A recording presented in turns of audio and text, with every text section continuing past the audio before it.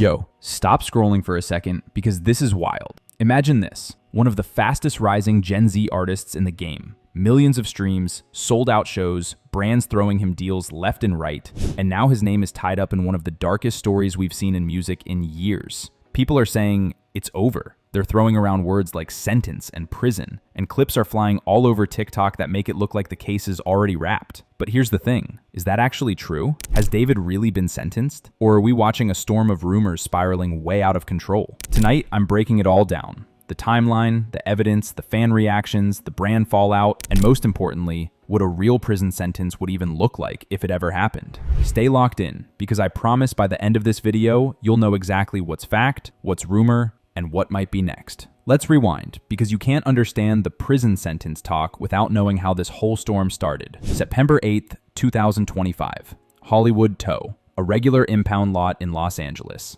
Staff there notice a horrible stench coming from a black Tesla Model 3 that had been sitting on the lot for a couple of days. They think maybe food rotting, maybe trash, but it's way worse. Cops get called in, pop the front trunk, and boom, the nightmare begins. Inside is a body, badly decomposed, impossible to ID on site. The car, registered to none other than David Anthony Burke, better known as D4vd. The 20-year-old breakout star behind Romantic Homicide and Here With Me. This discovery sparks instant chaos. Is it his car? Did he drive it? Was it stolen? Who was in control of it? The questions stack up immediately. And while he's literally on tour across the country, his name is now splashed across international headlines tied to a homicide investigation. From that moment forward, the internet stopped treating this like just another crime story. It became the scandal that could end a career. For over a week, nobody knew who that body belonged to. The smell, the state of decomposition, it was impossible to confirm on the spot. Forensics teams worked day and night. And finally, September 17th, the announcement drops. It's 15-year-old Celeste Rivas, a girl from Lake Elsinore who had been missing since April 2024. This is where things go from tragic to explosive, because the internet immediately pulls receipts. Her mother had reportedly said months earlier that Celeste had a boyfriend named David. Online sleuths noticed that Celeste had a tattoo on her right finger that said SH. Guess what? David supposedly had this same tattoo.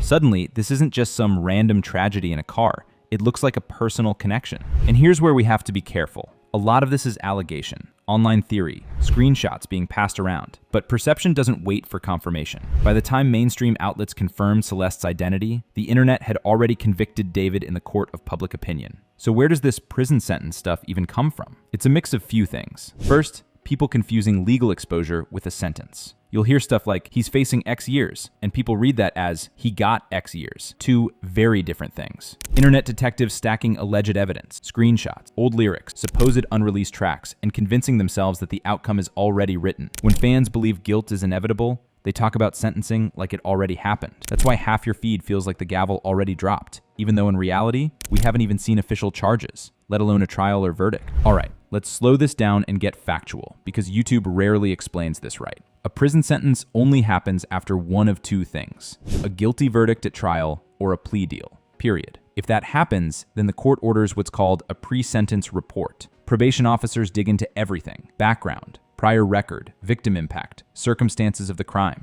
Both prosecution and defense file sentencing memos. And only then does a judge decide a term within the legal range. Factors like age, remorse, cooperation, and public safety risk all play in. It's not automatic. Even in high-profile cases, judges still follow procedure. That's why, as of right now, the phrase "David sentenced" is jumping the gun. It's what could happen, not what has happened. This case is the perfect example of how internet culture and actual law operate on totally different planets. Online, people zoom into blurry tattoos, repost Discord screenshots, and dig through song lyrics looking for confessions. But in court, none of that matters unless it's authenticated, tied to him, and admitted as evidence. What does matter are things like Tesla's internal data. That car logs GPS history, door opens, seat adjustments, like a rolling black box. If police can match that data to movements around Celeste's disappearance, that's gold in court. Phone records, verified DMs, trace DNA inside the car. Those are the details that actually build a sentence. So while fans are yelling, "Look at this lyric," investigators are saying, "Show me the verified timeline."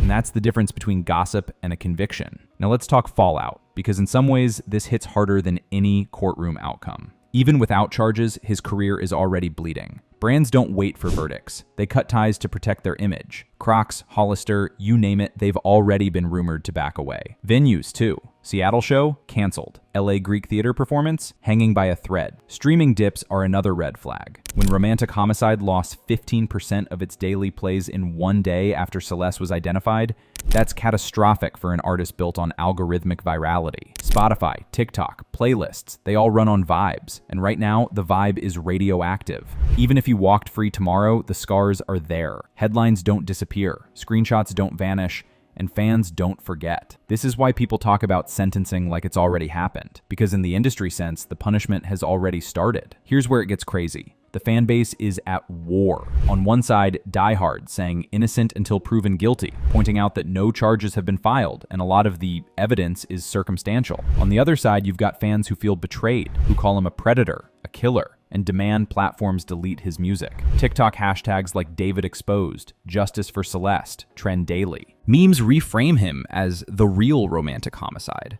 Reddit threads map his tour schedule against Celeste's timeline. Some are doing serious detective work, others are spinning conspiracy theories. This online trial matters because in 2025, perception shapes reality. Labels, festivals, and brands all watch these feeds to decide whether he's salvageable or canceled for good. Let's play out the hypothetical. Say a conviction happens down the line. What would a sentence realistically look like? Given the allegations, victim underage, possible concealment of a body, you'd be looking at serious time. California law has mandatory ranges for certain crimes involving minors. Add in aggravating factors and the numbers climb quickly. But sentencing isn't just stacking numbers. It's about what the prosecution proves and what the judge accepts. Could it be a decade? Could it be more? Potentially, yes, depending on counts. Could it also be less, with parole eligibility and credit for time served? Also yes. The reality is messy. That's why saying he's sentenced right now makes no sense. Until charges are formal and a court rules, all we're talking about is potential ranges, not reality. So why isn't he on IG Live explaining himself? Simple. Silence is strategy. Anything he says can be used against him in court.